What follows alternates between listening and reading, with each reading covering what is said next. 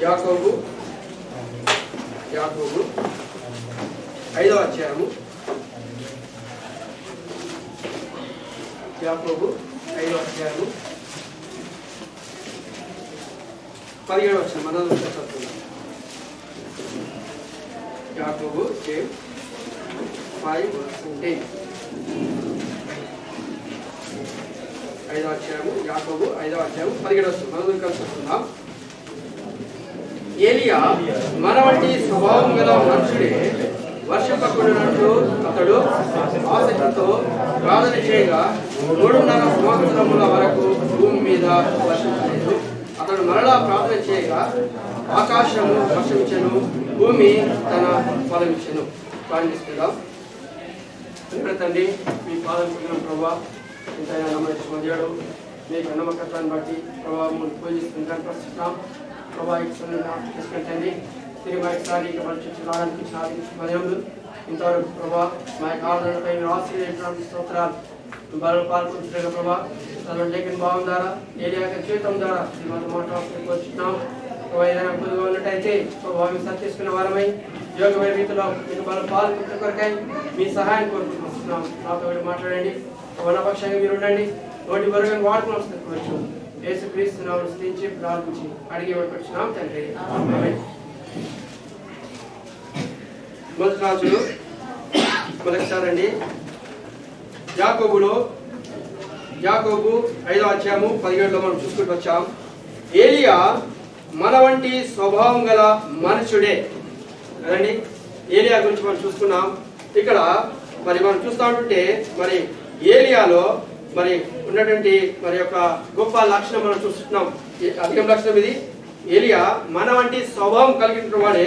అయితే ఇక్కడ ఏలియాలో ఒక గొప్పతనం చూస్తూ ఉంటున్నాం కదా. అతడు ప్రార్థించాడు. ఏమైంది? ప్రార్థన చేస్తే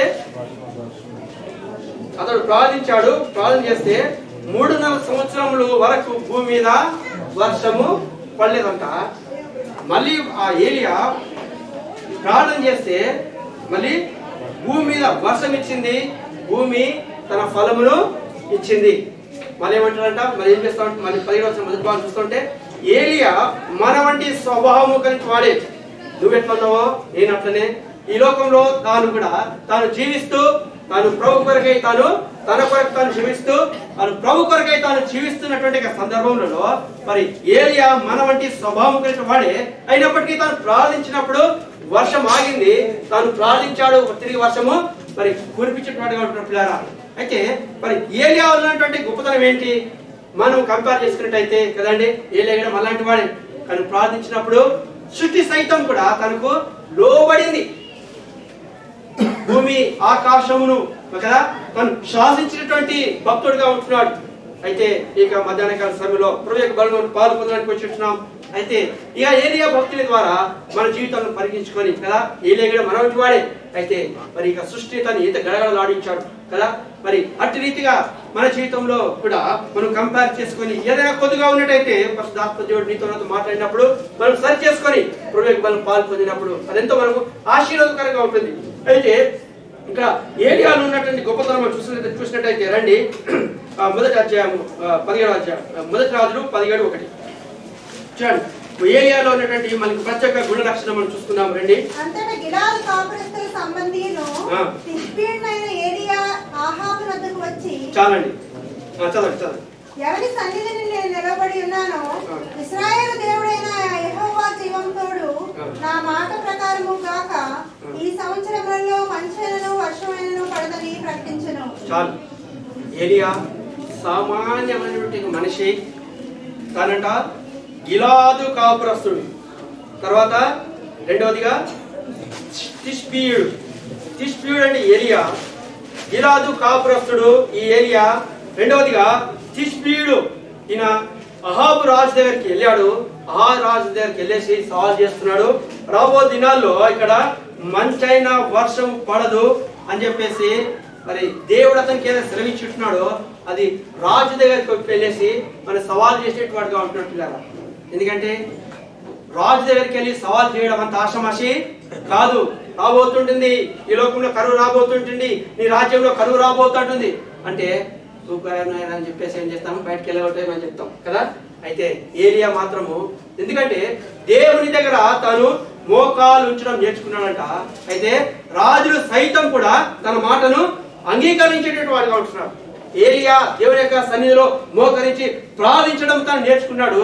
సృష్టి శ్రావత్తు కూడా తను మరి విధేయత చూపినట్టుగా ఉంటుంది. ఎప్పుడైతే మన ఆత్మీయ జీవితంలో, కుటుంబ జీవితంలో, వ్యక్తిగత జీవితంలో మొట్టమొదటిగా మనము వ్యక్తిగతంగా దేవుని యొక్క సన్నిధిలో మోకాలు ఉండేటువంటి అనుభవం ఉన్నట్టయితే లోకం కూడా నీ ముందు మోకాలు ఉంటున్నాడు. ఇప్పుడు ఏలియా తాను ప్రార్థనా జీవితం కలిగిన వాడిగా ఉంటున్నాడు కాబట్టి కదా వర్షం ఆగమంటే ఆగింది, వర్షము పడమంటే పడింది.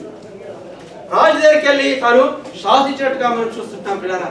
దీనికి అంతటికి ప్రార్థన అనేటువంటి ఆ యొక్క జయం ద్వారా, ప్రార్థన ద్వారా తాను మరి ఈ రీతిగా జయించినట్టు వాడిగా ఉంటున్నాడు పిల్లరా. అయితే మరి ఇతడు గిలాదు కాపురస్తుడు. గిలాదు తన యొక్క సావాసము, తన యొక్క నడవడి, తన యొక్క కాపురము అంతా కూడా మరి గిలాదేనంట కదా. తడు గిలాదు కాపురస్తుడు. ఎందుకంటే తాను మరి గిలాదు కాపురస్తుడు. తాను జీవించిన కాలం అంతా కూడా గిలాదు కాపురస్తుడు. గిలాదు అనగా బండ. చూడండి 31వ కీర్తన 31 ఆదికాండము 31:24 చూసినట్టయితే ఈ గిలాదు గురించి మనకు తెలుస్తూ ఉంటుంది. గిలాదు అనగా ఆదికాండము 31 జెనసిస్ 31:24. ఆ రాత్రి అతడు తన బంధువులను వెంటబెట్టుకుని 7 దినముల ప్రయాణమంత దూరము అతను తరుముకొని పోయి గిలాదు కొండ మీద అతను కలుసుకొనెను. గిలాదు అనగా మరి బండ. ఎందుకంటే తన యొక్క స్నేహము, తన యొక్క నడక, తన యొక్క నడవడి, తన యొక్క పడక ఏదైనప్పటికీ మరి మొట్టమొదటి అనుభవము ఏలియా యొక్క అనుభవం అంట గిలాదు కాపురస్తులతోనే ఉంటుంది. గిలాదు అనగా బండ కదా. మరి ఎఫెసీయులకు రాసిన పత్రిక మరి 2వ అధ్యాయంలో చూసినట్లయితే ఆ బండ క్రీస్తే. చూడండి ఎఫెసీయులకు రాసిన పత్రిక 2వ అధ్యాయం 20వ వచనం. ఎఫెసియన్స్ 2:20. ఎఫెసీ 2వ అధ్యాయం 20. 2వ అధ్యాయం 20. క్రీస్తు యేసే ముఖ్యమైన మూల రాయి ఉండగా చాలండి. క్రీస్తు యేసే మరి ముఖ్యమైన మూల రాయి. క్రీస్తు యేసు ప్రభువారే మరి బండ. ఎందుకంటే తను గిలాదు మరి కాపురస్తుడిగా ఉంటున్నాడు ఏలియా.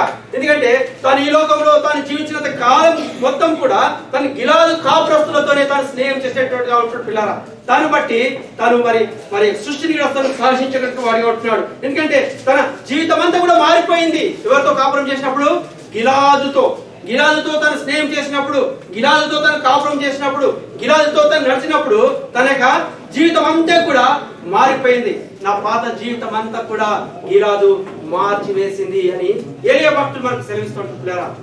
గిలాదు అనగా ఆ బండ క్రీస్తే. క్రీస్తుతో సహవాసం చేసినప్పుడు ఏలియా యొక్క జీవితం అంతా మారిపోయిందంట. ఏలియా యొక్క జీవితం అంతా మారిపోయింది. పాత జీవితం అంతా మారిపోయింది. నూతన జీవితంతో తాను సృష్టిని తను శాసించినట్టుగా మనం చూసిన పిల్లారా. ప్రభు యొక్క బలం పాల్పొందడానికి వచ్చినాం. నీవు గిలాదుతో కాపురం చేస్తున్నావా?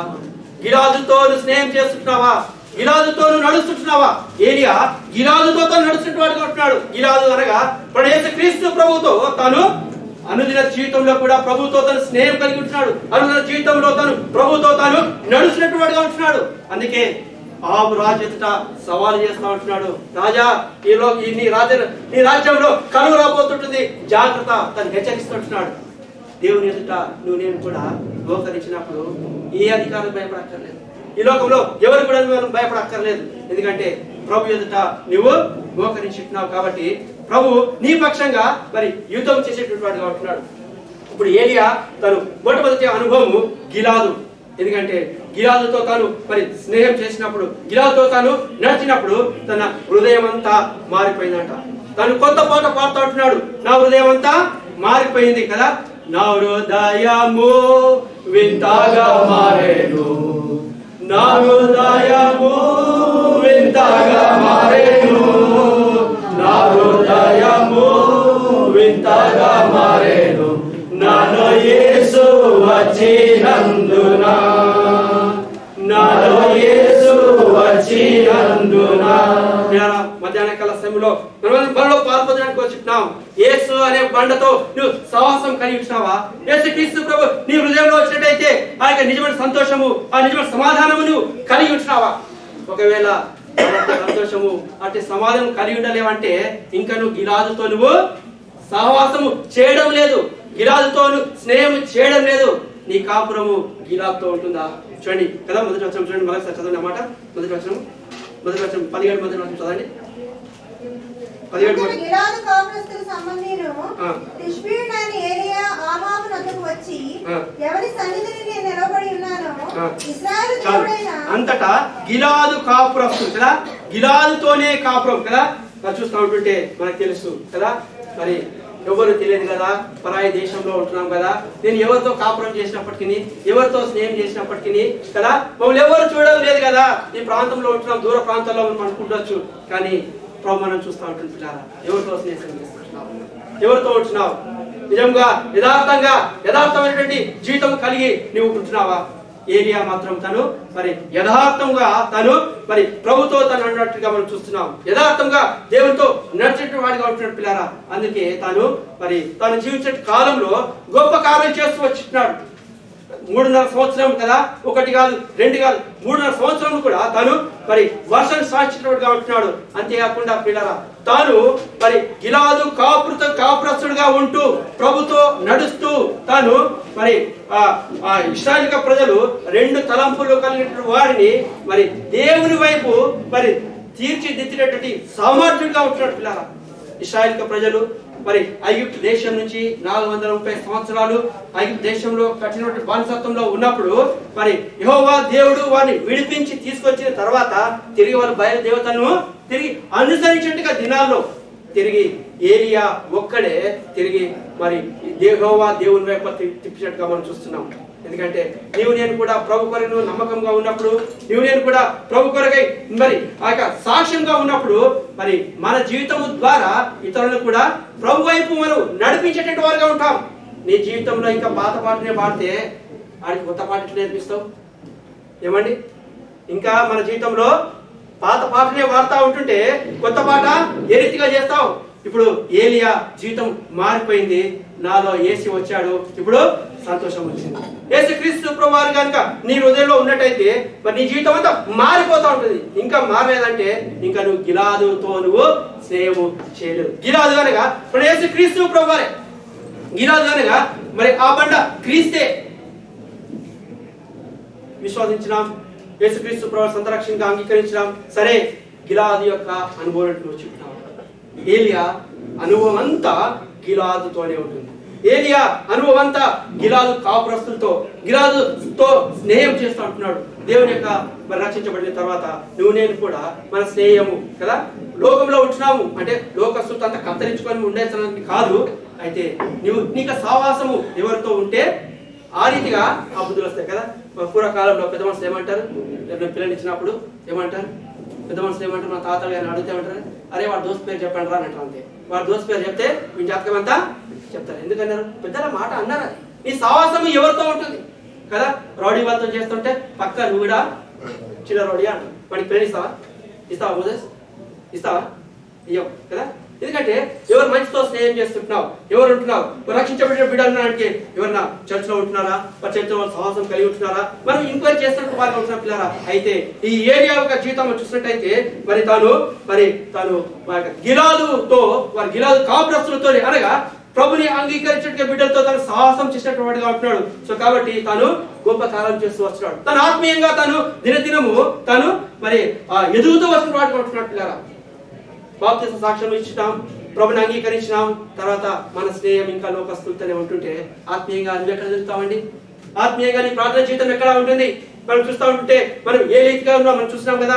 మోకాలు చీలమండ లోతు, మోకాలు లోతు, నడుము లోతు, పూర్తిగా ఈదవలసినంత లోతులోనికి కదా. హెచ్కేల్ ప్రాప్త గురించి మనం చూస్తూ వచ్చాం. మనం ఎక్కడ ఉంటున్నాం? ఇంకా చీలమండలో ఉంటున్నామా? అక్కడి నుంచి సరిపోతుంటుందా? చీలమండ లోతుంటే సరిపెట్టుకుంటున్నావా? ప్రభు అంటున్నాడు, ఈది అవ్వాల్సినంత లోతులోనికి నువ్వు రావాల్సింది వాడు అంటున్నావు. చీలమండలం తర్వాత మోకాలు వచ్చినావు, ఓకే, మోకాలు అనగా ప్రార్థన జీవితము. ఇంకా మోకాలు రాలేవా? ఒకవేళ వచ్చినావు అనుకో, ప్రార్థన జీవితంలో సరిపెట్టుకుంటున్నావా? లేదు. ప్రభు ఆశిస్తున్నాడు, ఈది అవ్వాల్సినంత లోతులోనికి నువ్వు రావాలి, సంపూర్ణ పరిపూర్ణ నా ప్రేమలోనికి అనుభవంలోనికి నువ్వు రావాలని చెప్పేసి ఆయన యొక్క ఆశ ఏంటి పిల్లరా. అందుకే యేసుక్రీస్తు ప్రభువారు తండ్రి యొక్క చిత్తము నెరవేర్చు కొరకై ఈ లోకానికి వచ్చాడు. పరిపూర్ణంగా నెరవేర్చాడు. తండ్రి నా ఆత్మను నీ చేతికి అప్పగించాడు. ఇంకా నువ్వు నాకు అప్పగించిన పనిని నేను కంప్లీట్ గా నెరవేర్చాను. ఇంకేమైనా ఉందా?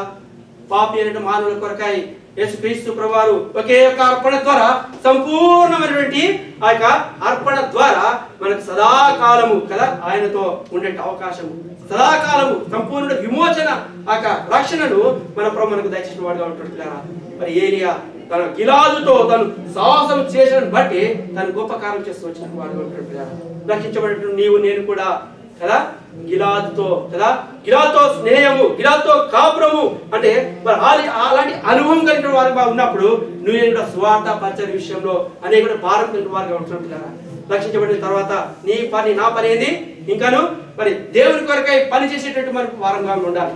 ఏలియా తాను ఏలియా యొక్క భారం చూద్దాం. చూడండి 2వ అధ్యాయం రండి. ఏలియా చూడండి 17. ఏలియా ఆ మాట చెప్తాడు కదా, బయలుదేవతలు చూడండి 18వ వచనం, 18వ అధ్యాయం 21 చదవండి. 18-21. ఏలియా జనులందరి దగ్గరికి వచ్చి, ఎన్నాళ్ళ మట్టుకు మీరు 2 తలంపుల మధ్య తడబడుచుందురు? యెహోవా దేవుడైతే ఆయనను అనుసరించుడి, బయలు దేవుడైతే వారిని అనుసరించుడి ప్రకటన చేయగా జనులు అతనికి ప్రత్యుత్తరముగా ఒక మాట అయినను పలుకకపోయింది. చాలు. ఎందుకంటే ఏలియా ఇశ్రాయేలు ప్రజలు వాళ్ళు 2 తలంపులు కలిగిన వారుగా ఉంటున్నారు. ఇప్పుడు ఇశ్రాయేలు ప్రజలు 2 తలంపులతో ఉండి అటు బయలు దేవతలను ఆచరిస్తున్నారు, ఇక్కడ యెహోవా దేవుని కూడా ఆచరిస్తున్నాడు కదా. నేటి దినాల క్రైస్తవులు అట్లా ఉంటారు కదా. నేటి దినాల క్రైస్తవులు కూడా అప్పట్లాగానే ఉంటారు అనమాట కదా. ఆదివారం క్రైస్తవులుగా ఉంటారు, మిగతాదంతా కూడా అవసరం వచ్చిందంటే అక్కడ ఆ పాట, తర్వాత ఆదివారం ఈ పాట. అలాంటి వారు లేరండి. అయితే ప్రభు అంటున్నాడు 2 తలంపులు కలిగినటువంటి వారి ఇశ్రాయేలు ప్రజలను మరి వారితో తను చెప్పి తను ఏలియా వాళ్ళతో మాట్లాడి వాళ్ళని యెహోవా వైపు తను తిప్పినట్టు వాడుగా ఉంటున్నాడు. చూడండి ఏలియాకు దేవుని యొక్క ఆత్మల పట్ల ఉన్నటువంటి ఆ యొక్క ఆకలి, ఆత్మల పట్ల ఉన్నటువంటి ఆ యొక్క మరి ఆసక్తి. మరి చూడండి ఇశ్రాయేలు ఏలియా జనులందరి దగ్గరకు వచ్చి, ఎన్నాళ్ళ మట్టుకు మీరు 2 తలంపుల మధ్య మరి తడబడుదురు, యెహోవా దేవుడైతే అనుసరించడే. మరి చివరిగా తను ఎంతో ఆశతో ఎంతో భారంతో ఇశ్రాయేలు ప్రజలు చెప్తున్నాడు, ఇంకెంత కాలం మట్టుకు మీరు ఇట్లా ఉంటారు? యెహోవా దేవుడైతే యెహోవాని నమ్మండి, బయలు దేవతలు అయితే మీరు నమ్మండి. అయితే ఒక షరతు పెడతామని చెప్పేసి ఏలియా వారు ఏం చేశాడు? ఇశ్రాయేలు ప్రజలు ఆ యొక్క ప్రవక్తలతో చెప్పాడు, నేను ఒక 2 ఎద్దులను మరి తీసుకుందాం, ఒక ఎద్దుని మొత్తము వధించి ఏమాత్రం నిప్పు పెట్టకుండా, ఒకవేళ మీ దేవుడే నిజమైన దేవుడైతే మీరు ప్రార్థించండి, అగ్ని దిగి రావాలి, నిప్పు లేకుండా ప్రార్థిస్తే ఆకాశం నుండి అగ్ని దిగి రావాలి, అది దహించబడాలి. ఒకవేళ మీ బయలు దేవతలకు మీరు ఆరాధించండి, ఒకవేళ మీ బయలుదేవత ప్రార్థించినప్పుడు అగ్ని దిగి వచ్చినప్పుడు ఒకవేళ అది కాలిపోయిందంటే నేను కూడా మీ బయలుదేవతలకి సాగిల పడతా. ఒక పందెం అక్కడ పెట్టేసి ఇశ్రాయేలు ప్రజలు అక్కడ బయలు ప్రవక్తలతో అక్కడ వాళ్ళటువంటి ఒప్పందాన్ని బట్టి వాళ్ళు ఒప్పుకున్నారు. 2 ఎడ్లను తీసుకొచ్చారు. ఆ 2 ఎడ్లను పెట్టుకొని మొట్టమొదటిగా మీ ఎదురుగా తీసుకున్నారు. ఆ ఎద్దుని ఇప్పుడు వాళ్ళు బలి అర్పించారు, ముక్కలుగా చేశారు, కట్టెల మీద పెట్టారు. అయితే ఇప్పుడు చెప్పారు, ఎప్పుడు మీరు ఆరాధించండి, మీ బయలు ప్రార్థించండి. చూడక మాట చూద్దామండి 18వ వచనము 26. వారు తమకు ఇవ్వబడిన ఎద్దులు తీసుకొని సిద్ధం చేసి ఉదయం మొదలుకొని మధ్యాహ్నం వరకు బయలా మా ప్రార్థన వినమని బయలుదేరి బట్టి ప్రార్థన చేశారు గాని ఒక మాట అయినను ప్రత్యుత్తరం ఇచ్చిన వాడెవడను లేకపోగా వారు తాము చేసిన బలిపీఠం వద్ద గద్దెలు వేయ మొదలు పెట్టింది.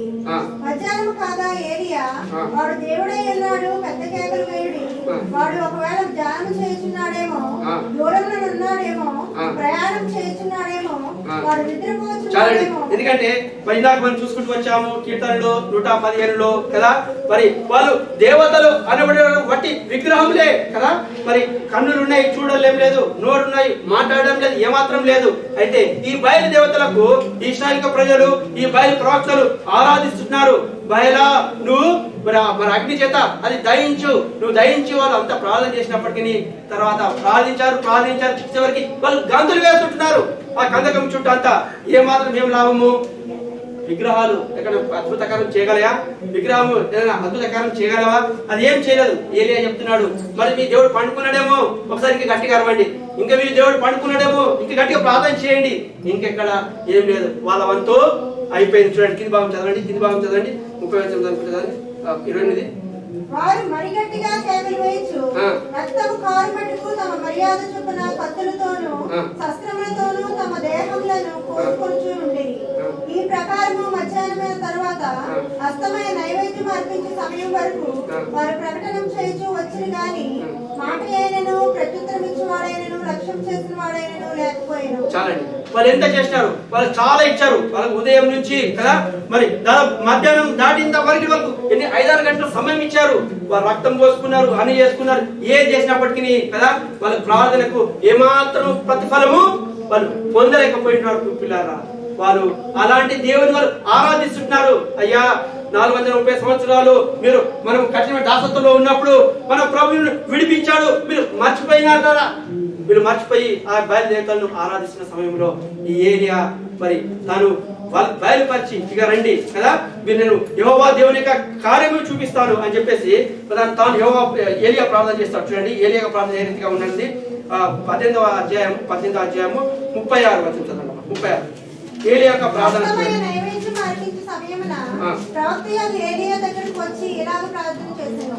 యెహోవా, అబ్రహాము, ఇస్సాకు, ఇశ్రాయేలు దేవా, ఇశ్రాయేలు మధ్య నీవు దేవుడవై ఉన్నావనియు నేను నీ సేవకుడనై ఉన్నాననియు ఈ కార్యములన్నీయు నీ సెలవు చేత చేస్తున్ననియు ఈ దినమున కనపరచుము. ప్రభువా, ఈ కార్యాలన్నీ కూడా నేను నీ సెలవు చేతనే చేశాను కదా ప్రభా. నీక ప్రజలు ప్రభా, నీ ప్రజలు వాళ్ళందరూ కూడా అన్ని దేవతల వైపు వాళ్ళు తిరుగుతూ ఉంటున్నారు ప్రభా. కాబట్టి ఈ కార్యమును సఫలం చేయమని చెప్పేసి వాళ్ళు మరి ఏలియా దేవుని ఎదుట అతను ప్రార్థిస్తున్నాడంట. ప్రార్థించినప్పుడు చూడండి, ఏమైనా జవాబు చూడండి. 77 యెహోవా నా ప్రార్థన ఆలకించుము, యెహోవా నీవే దేవుడవై ఉన్నావనియు నీవు వారి హృదయములను నీ తట్టుకు తిరుగా చేయుదువనియు. చాలు చూడు, ఏలియా దేవుని యొక్క సన్నిధిలో సవాలు చేస్తున్నాడు. యెహోవా నీవే దేవుడవనియు నీ ప్రజలు గుర్తెరిగినట్లు ప్రభువా నా ప్రార్థన ఆలకించు. చేశామండి ఇలాంటి సవాలు ప్రార్థన. ఏలియా మన వంటి స్వభావం కలిగి వాడంట కదా, సవాలు కదా, దేవుని యొక్క సన్నిధిలో ఇది నాకు కావాలి అంతే ప్రభువా, ఇది నాకు కావాలి అంతే. దేవుని యొక్క సన్నిధిలో మోకాలు తను ఏలియా నేర్చుకున్నాడు. తన జీవితం అంతా మారిపోయింది, పాత జీవితం అంతా మారిపోయింది, తన స్నేహం అంతా మారిపోయింది. యేసు ప్రభుతో గిలాదుతో తను కాపురము, గిలాదు తన స్నేహము బట్టి ఇప్పుడు ఏలియా యొక్క ప్రార్థన అంగీకరించబడి ఉంటుంది. ప్రభువా, నీ ప్రజలంతా అన్ని దేవతలకు వెళ్ళిపోతున్నారు ప్రభా, ఈ కార్యం చేయవా ప్రభా, నేను బట్టే కదా ప్రభా. చూడండి, నెక్స్ట్ చదవండి. నా ప్రార్థన ఆలకించు ప్రభా కదా.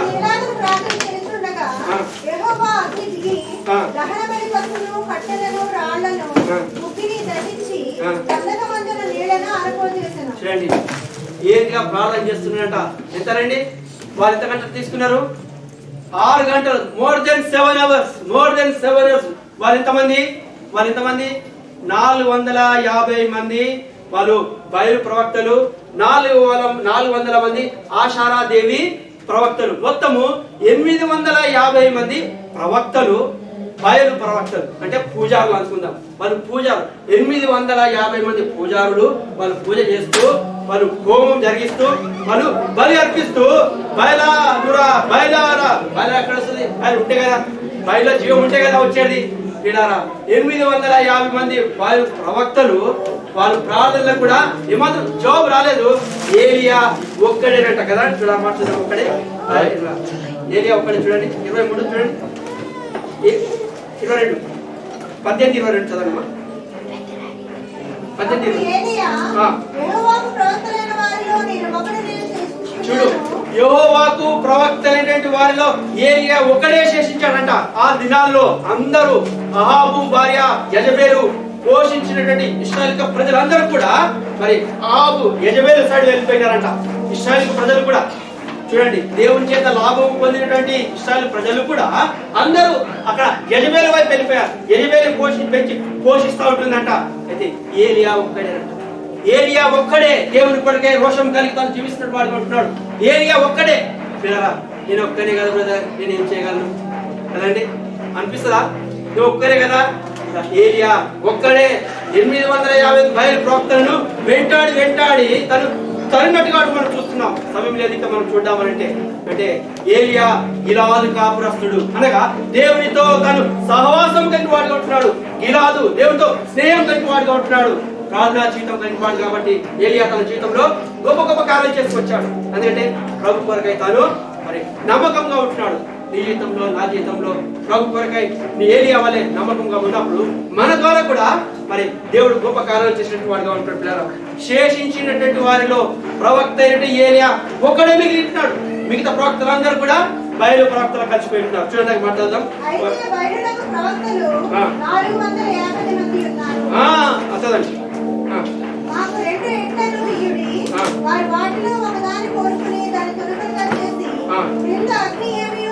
చాలండి, చూసాం. ఎందుకంటే ఏలియా యొక్క సామాన్యమైన ప్రార్థన ఓన్లీ దాదాపు 1 నిమిషం కూడా పట్టలేదు. ఒక అర సెకండ్ ప్రార్థన చేశాడు. ప్రభువా, నీ ప్రజలను నీ వైపు తిప్పుట కొరకు నా ప్రార్థన అంగీకరించు.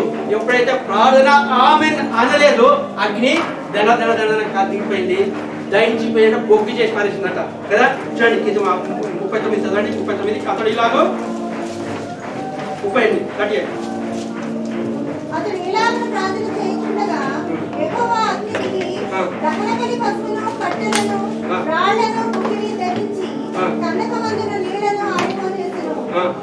అంతటా జనులందరూ దాన్ని చూసి సాగిలపడి యెహోవాయే దేవుడు, యెహోవాయే దేవుడని కేకలు వేసిరి. చాలండి. ఇప్పుడు వీళ్ళని తిరిగి దేవుని ప్రజలైనటువంటి ఈ ఇశ్రాయేలు ప్రజలను తిరిగి దేవుని వైపు తిప్పడానికి కొరకై ఏలియా పని అంతా ఇంత కాదు. ఇప్పుడు యెహోవా దేవుడు అని చెప్పేసి వాళ్ళు మరి తెలిసినట్టుగా మనం చూస్తున్నాం. అంతటా జనులందరూ దాన్ని చూసి సాగిలపడి యెహోవా దేవుడని కేకలు వేసిరి. అప్పుడు ఏలియా ఒకరినైనా తప్పించుకొని పోనీయకుండా బయలు ప్రవక్తలు పట్టుకొని వారికి సెలవేగా పట్టుకొని ఒకరొకరి తరిమి కొట్టేసినట్టు ఏలియా ఇక్కడ పిల్లరా. ఎందుకంటే దేవునికి ప్రజలు దేవుని వైపు తిరిగే విధంగా మరి ఏలియా చేసినట్టుగా ఉంటున్నారా. ఎందుకంటే రక్షించబడిన తర్వాత ఆత్మీయ జీవితంలో మనం ఎదిగిన తర్వాత నీ పని నా పని కూడా ఏంటంటే అనేకమంది క్రైస్తవులు దేవుని అంటే నామకాల క్రైస్తవులుగా ఉండి కూడా దేవుని వైపు రాకుండా మరి ఇష్టానుసారంగా బాట ఇంకా తిరిగి వారి పట్ల నీ పట్ల నా పట్ల కూడా ఏరియా లాంటి ఆసక్తి కలగా మనము మరి పనిచేసేట వాళ్ళు ఉండాలని చెప్పేసి దేవుడు మనకు సూచిస్తున్నాడు. ఏలియా కూడా తను ఊరుకుంటే వాళ్ళందరూ కూడా కదా బయలు ప్రవక్తలు కలిసిపోయేవారు కదండి కదా. అయితే ఏలియా వాళ్ళందరినీ కూడా మరి తిరిగి మరి ఆ యొక్క గిలాదుతో తన స్నేహంగా ఉండడానికి కొరకై వాళ్ళని రక్షించడం. మన జీవితంలో కూడా రక్షించబడిన తర్వాత మరి అనేకమైన ఆత్మల పట్ల మరి నువ్వు నేను కూడా ఆసక్తి కలిగిన వారికి ఉండాలి. ఏలియా నాకేం పోయింది, అందరూ పోయింది కాబట్టి నేను కూడా పోయి బయలు దేవతల కదండి. ఈ కెన్ డూ దట్, ఈ కెన్ జాయిన్ విత్ దెమ్ కదా. 850లో 851 అయ్యింది ఇప్పుడు ఏలియా పోతే. కానీ ఒక్కడే శేషించినటువంటి ఇశ్రాయేలు ప్రజల్లో ఏలియా ఒక్కడే ప్రభువుకి రోషం కలిగి తాను అనేకమైన కార్యం చేసినట్టుగా ఉంటాడు. అందుకే ఏలియా ఎదిగిపోయాడు. ఏలియా పడిపోయేటప్పుడు అంట రథములు కదా, ఏలియా చావలేడండి కదా, తను పరలోకంకు రథములు వచ్చేసి కదా పరలోకం ఆరంభమైపోయినాడు ఏలియా. ఎందుకంటే ప్రభు కొరకై తాను ఎంతో నమ్మకమైనటువంటి మరి సాక్షిగా పాల్గొంటున్నాడు. తాను మరి బతికిన దినాలు కూడా గిలాదు కాపురస్తుడు మనం చూస్తున్నాం. నీ స్నేహము నా స్నేహం కూడా మరి గిలాదు అనగా మరి ఆ యొక్క బండతో స్నేహం చేసినప్పుడు మన జీవితంలో కూడా మరి ప్రభు మన పట్ల గొప్ప కార్యం చేసిన వాడు ఉంటున్నాడు. చూడండి, రెండోదిగా చూసినట్టయితే చూడండి, రెండోది ఏముంది ఇక్కడ? రెండవది చూడండి, గిలాదు తర్వాత రెండవది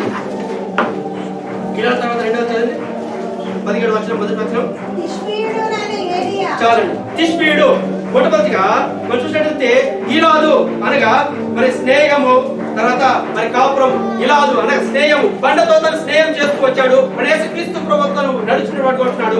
రెండవది తిష్బీయుడు అనగా కట్టబడుట. తిష్బీయుడు అనగా తిష్బాయ్ అంటే కట్టబడుట. ఇప్పుడు రచించబడిన తర్వాత మరి యేసు క్రీస్తు ప్రభు బండ కదా, బుద్ధి అయినటువంటి వాడు మరి బుద్ధిమంతుడు బండ మీద తనక వీళ్ళు కట్టబడు. మధ్య స్వార్థంలో చూస్తూ ఉంటారు పిల్లల. ఇప్పుడు తాను బండతో తాను స్నేహం చేయడం కాకుండా బండతో నడుస్తూ మన యేసు క్రీస్తు ప్రభుపై తను ఇప్పుడు తనకి ఆత్మీయ జీవితము తాను కట్టుకుంటూ వస్తున్నాడు. చూడండి ఎఫెసీయులకు రాసిన పత్రిక 2వ అధ్యాయం 19వ వచనం. ఎఫెసీయులకు రాసిన పత్రిక 2వ అధ్యాయం 19వ వచనం. కాబట్టి వీటి మీదట పరజనులను పరదేశులై ఉండగా పరిశుద్ధులతో ఏక పట్టణస్థులను దేవుని ఇంటివారులై ఉన్నారు.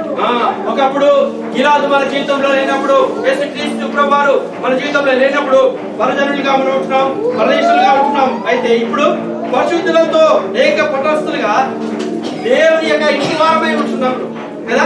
దేవుని యొక్క ఇంటి వారం అయిన తర్వాత ఇప్పుడు మనకి ఆత్మీయ జీవితము ఇప్పుడు బండ మీద మనం కట్టుకునేటువంటి వారంగా ఉండాలి. నెక్స్ట్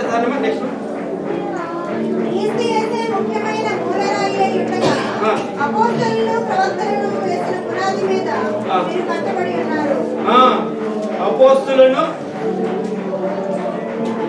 క్రీస్తు ముఖ్యమైన మూలరాయి ఉండగా అపోస్తలులను ప్రవక్తలు వేసిన పునాది మీద మీరు కట్టబడి ఉన్నారు.